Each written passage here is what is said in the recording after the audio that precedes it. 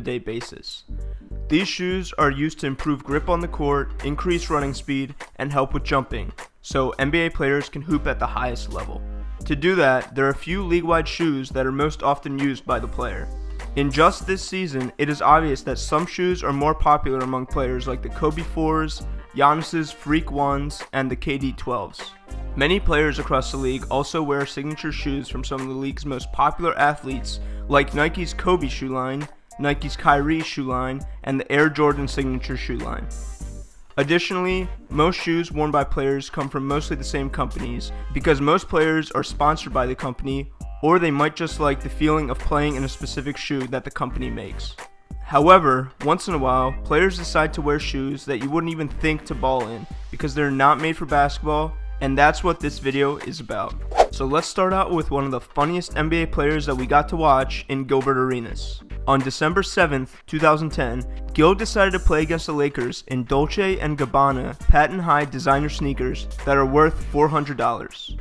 But why? You rocked Dolce & Gabbana shoes against the Lakers in 2010. You had 23 points in that game. He said that that's the most baller move he's ever seen. So Gil, what were you thinking?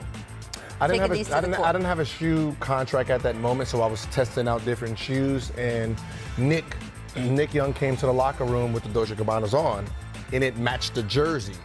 So I just put them on. Those weren't even your shoes? Oh, no, they were Nick's. They were Wait, like, you made him give you his shoes? No, I just took the shoes. I just took the shoes, put them on, and just played. Wait, did he know? No, you took the shoes? until we went out and shoot around. You are kidding. No. You talking about, he's one of the most spontaneous players. It was just one of those things. I had regular shoes on during shoot around, and then Right. 1, 2, 3, and we ran out there, just switched shoes. What did he say to you when he noticed that you were wearing the shoes that he wore to the arena that day?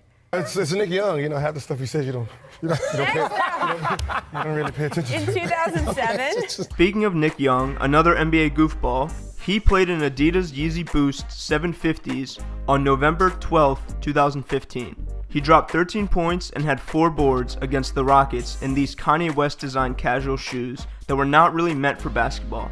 When asked about it, he said this. Oh man, I'm just signed with Adidas, welcome to the Three Strikes, Swaggy T, and I had to come in with some style. That's basically Now, people are saying that they're not basketball shoes, so they were like worried about you. How was the performance of them?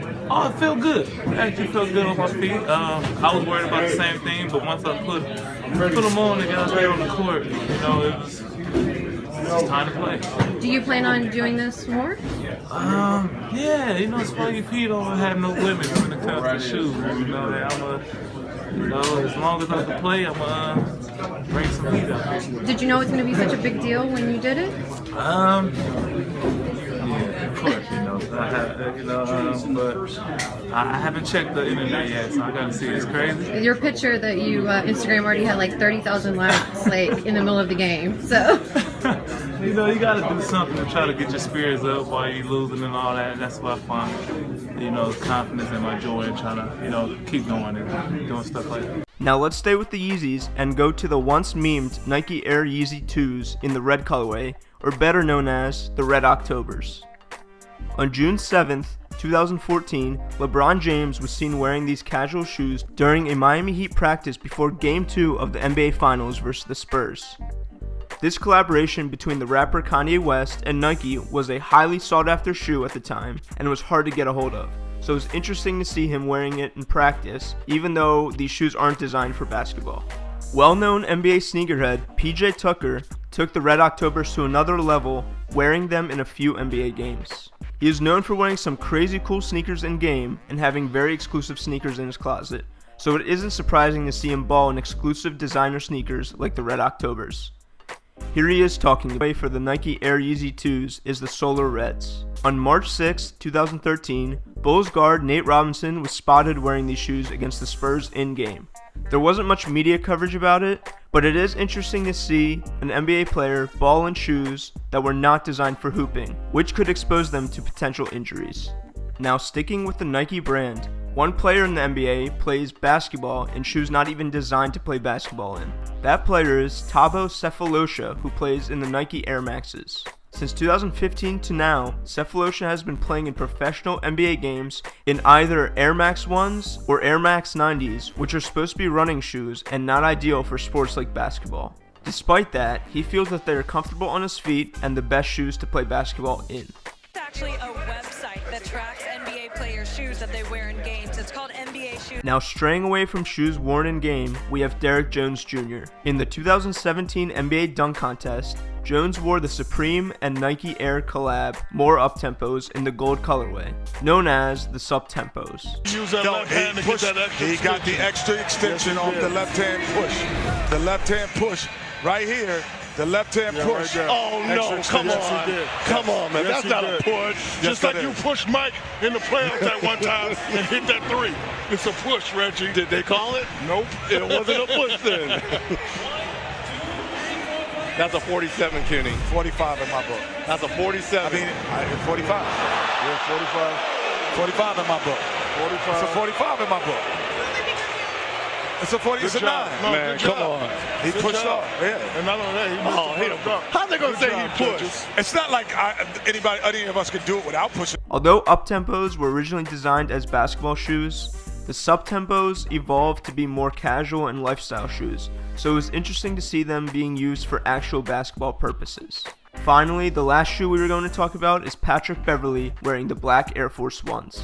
Across the internet, there's a meme that people that wear black Air Forces are shady and should not be trusted.